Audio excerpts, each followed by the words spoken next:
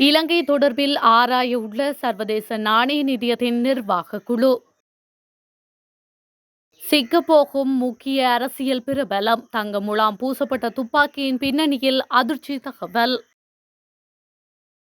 பிள்ளையான் தொடர்பில் உயர்நீதிமன்றம் எடுத்துள்ள அதிரடி முடிவு. ராஜபக்சர்களை சிறைக்கு அனுப்பினால் தீர்வு கிடைக்காது, நாமல் காட்டம். ஆணையரவு ஒப்பளத்தில் பணிபுரியும் ஊழியர்கள் யாழ் மனித உரிமைகள் ஆணைக்குழுவில் முறைப்பாடு. ஐரோப்பிய நாடுகளில் குடியேற்றம் தொடர்பில் வெளியான அதிரடி தகவல். ரஷ்யா அணுகுண்டை பயன்படுத்தும் சாத்தியம், அமெரிக்க டிஐஏ எச்சரிக்கை.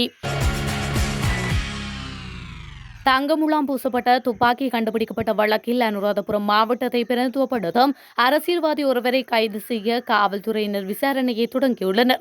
கடந்த செவ்வாய்க்கிழமை சம்பந்தப்பட்ட துப்பாக்கி கண்டுபிடிக்கப்பட்டதுடன் அது தொடர்பாக கைது செய்யப்பட்ட பெண் தற்போது தடுப்பு காவலில் உள்ளார். கொழும்பில் உள்ள ஹேவ்லாக் சிட்டி வீட்டு வளாகத்தில் வசிக்கும் ஒரு பெண் உட்பட 2 பெண்கள் வீட்டு வளாகத்தின் பாதுகாப்பு அதிகாரிகளின் ரகசிய தகவலை தொடர்ந்து ஹேவ்லாக் சிட்டி வீட்டு வளாகத்தில் ஒரு பையில் துப்பாக்கியுடன் நுழைந்த போது கைது செய்யப்பட்டனர். பெண்ணின் பையில் ஒரு தங்கம் மற்றும் வெள்ளி வண்ணம் பூசப்பட்ட T56 துப்பாக்கி மற்றும் ஒரு மேகசீனையும் காவல்துறையினர் கண்டுபிடித்தனர். கைது செய்யப்பட்ட 2 பெண்களும் கல்கிசை நீதவான் நீதிமன்றத்தில் முற்படுத்தப்பட்ட பின்னர் 72 மணி நேரம் காவலில் வைக்கப்பட்டனர். இதனைத் தொடர்ந்து மேற்கொள்ளப்பட்ட விசாரணையில் பிரதான சந்தேக நபர் அனுராதபுரம் மாவட்டத்தை பிரதித்துவப்படுத்தும் ஸ்ரீலங்கா சுதந்திர கட்சியின் சக்தி வாய்ந்த அரசியல்வாதி ஒருவர் என தனது சமையல்காரர் மூலம் துப்பாக்கியை தனக்கு வழங்கியதாகவும் தெரிவித்திருந்தார். அதன்படி கைது செய்யப்பட்டு நீதிமன்றத்தில் முன்னிலைப்படுத்தப்பட்ட பின்னர் சம்பவத்தில் தொடர்புடைய சமையல்காரரை 48 மணி நேரம் தடுத்து வைத்து விசாரிக்க காவல்துறையினருக்கு அனுமதி வழங்கப்பட்டது. இந்த நிலையில் துப்பாக்கியை தனக்கு வழங்கிய அனுராதபுரம் மாவட்டத்தை பிரதித்துவப்படுத்தும் அரசியல்வாதியை கைது செய்ய விசாரணைகள் தொடங்கப்படும் என்று விசாரணை அதிகாரிகள் குறிப்பிட்டுள்ளனர்.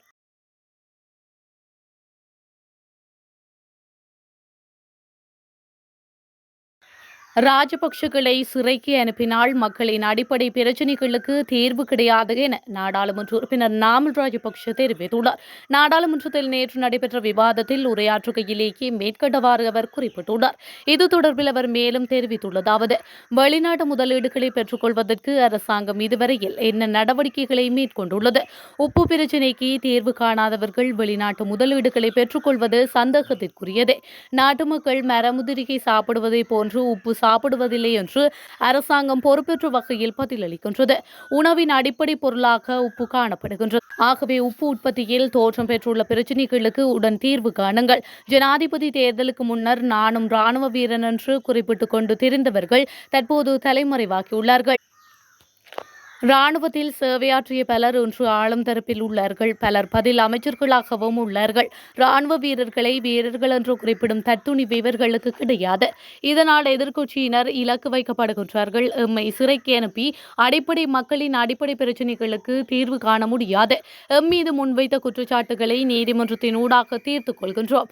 சமூக கட்டமைப்பில் நிலவும் அடிப்படை பிரச்சினைகளுக்கு ராஜபக்சர்கள் காரணம், கடந்த அரசாங்கம் காரணம் என்று ஆட்சிக்கு வந்தவர்கள் குற்றம் சாட்டினர். இனியும் இந்த குற்றச்சாட்டு செல்வாக்கு செலுத்தாது.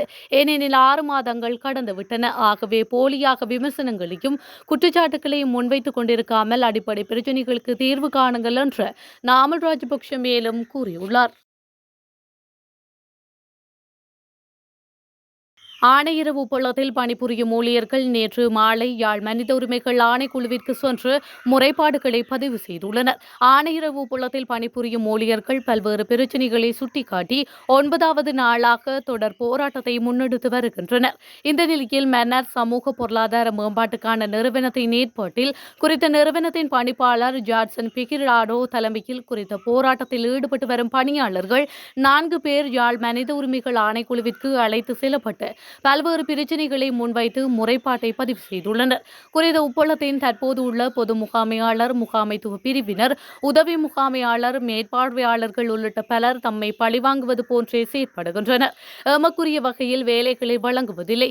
எமக்கான மருத்துவ வசதிகள் ஒப்பளத்தில் இல்லை. குடிநீர் பிரச்சினை காணப்படுகின்றது. குடிநீர் வெளியே உள்ள தாங்கியில் இருந்து தான் உள்ளே எடுத்து செல்ல வேண்டும். இந்த மாதம் தொடங்கி இதுவரை எமக்கு 4 நாட்களே வேலை வழங்கப்பட்டது. 10 நாட்கள் வேலை இல்லாமலே இருக்கின்றன. வருகின்றோம். இதைவிட இந்த மாதம் வேலை செய்யாத ஊழியர்கள் கூட காணப்படுகின்றனர். மனித வேலை இருக்கும்போது இயந்திர வேலைவை பயன்படுத்துகின்றனர். வேலை செய்யும் எமக்கு சீருடைகள், பாதுகாப்பு கவசங்களோ வழங்கப்படுவதில்லை உள்ளிட்ட பல்வேறு பிரச்சினைகளை முன்வைத்து போராட்டத்தில் ஈடுபட்டு வந்தமையும் குறிப்பிடத்தக்கது. சர்வதேச நாணய நிதியத்தின் நிர்வாக குழு எதிர்வரும் வாரங்களில் கூடி இலங்கை தொடர்பில் ஆராயவுள்ளது. சர்வதேச நாணய நிதியத்தின் பணியாளர்களுக்கும் இலங்கை அதிகாரிகளுக்கும் இடையே எட்டப்பட்ட பணியாளர் நிலை ஒப்பந்தத்தை அங்கீகரிப்பது குறித்து இதன்போது தீர்மானிக்கப்படும் என்று நிதியத்தின் பேச்சாளர் ஜூலி கோசாக் தெரிவித்துள்ளார். வாஷிங்டனில் நேற்று இடம்பெற்ற செய்தியாளர் சந்திப்பின் போது 2025 ஏப்ரல் 25 அன்று நாட்டின் பொருளாதார திட்டத்தின் 4வது மதிப்பாய்வு குறித்து சர்வதேச நாணய நிதியத்தின் பணிப்பாளர் நிலை ஒப்பந்தம் எட்டப்பட்டது. இந்த நிலையில் இலங்கையில் மின்சார செலவு மீட்பு விலையை மீட்டெடுப்பது மற்றும் மின்சார விலையை சரி செய்தல் பொறிமுறையாகியன சர்வதேச நாணய நிதியத்தின் நிர்வாக குழுவின் ஒப்புதலுக்கு முக்கியமான நிபந்தனைகளாகும் என அவர் சுட்டிக்காட்டியுள்ளார். முன்னதாக 2025 ஏப்ரல் 25 அன்று நாட்டின் பொருளாதார திட்டத்தின் 4வது மதிப்பாய்வு குறித்து சர்வதேச நாணய நிதியத்தின் பணியாளர் நிலை ஒப்பந்தம் எட்டப்பட்டது. இதன்படி இந்த ஒப்பந்தம் முறையாக அங்கீகரிக்கப்பட்டதும் இலங்கை அதன் தற்போதைய ஏற்பாட்டின் கீழ் சர்வதேச நாணய நிதியத்திடமிருந்து $334 மில்லியன் பெற்றுக்கொள்ளும் என்றும் சர்வதேச நாணய நிதியத்தின் பேச்சாளர் ஜூலி கோசாக் தெரிவித்துள்ளார். குற்றப்புலனாய்வு திணைக்களத்தினரால் கைது செய்யப்பட்டு தடுத்து வைக்கப்பட்டதற்கு எதிராக முன்னாள் ராஜாங்க அமைச்சர் பிள்ளையான் எனப்படும் சிவனேசத்துறை சந்திரகாந்தன் தாக்கல் செய்த அடிப்படை உரிமைகள் மனுவை விசாரிக்க உயர்நீதிமன்றம் திகதி ஒன்றை முடிவு செய்துள்ளது. இந்த மனு உச்சநீதிமன்ற நீதிபதிகள் மஹிந்த சமயரத்ன மற்றும் மேனகா விஜயசுந்தர் ஆகியோர் அடங்கிய அமர்வு முன் பரிசீலிக்கப்பட்டுள்ளது. இதன்படி பிள்ளையான் தாக்கல் செய்த குறித்த மனுவை ஜூன் 17ஆம் திகதி பரிசீலிக்க உயர்நீதிமன்றம் தீர்மானித்துள்ளது. அத்துடன் மனுவில் சிஐடியின் சிறப்பு புலனாய்வு பிரிவின் பொறுப்பதிகாரி, சிஐடியின் பணிப்பாளர், சிரேஷ்ட காவல்துறை அத்தியட்சகர் இமேஷா முத்துமாலி, பதில் காவல்துறை மா அதிபர் பிரியந்த வீரசூரிய, பாதுகாப்பு அமைச்சர் அனுர திசாநாயக்க மற்றும் சட்டமா அதிபர் ஆகியோர் பிரதிவாதிகளாக பெயரிடப்பட்டுள்ளனர். அதனைத் தொடர்ந்து ஏப்ரல் 12ஆம் திகதி பாதுகாப்பு அமைச்சர் அனுர திசாநாயக்க விசாரணைக்காக அவரை 90 நாட்கள் தடுத்து வைக்க உத்தரவு பிறப்பித்திருந்தமையும் குறிப்பிடத்தக்கது. உக்ரைனுடனான போரில் அவசர சூழ்நிலையில் ரஷ்யா அணுகுண்டு பயன்படுத்தலாம் என அமெரிக்க உளவுத்துறை தெரிவித்துள்ளது. உக்ரைனுடன் நடக்கும் போர் மேலும் தீவிரமாகி வரும் நிலையில் அமெரிக்க பாதுகாப்பு உளவுத்துறை வெளியிட்டுள்ள புதிய உளவுத்துறை மதிப்பீடில் இந்த தகவல் வெளியாகியுள்ளது.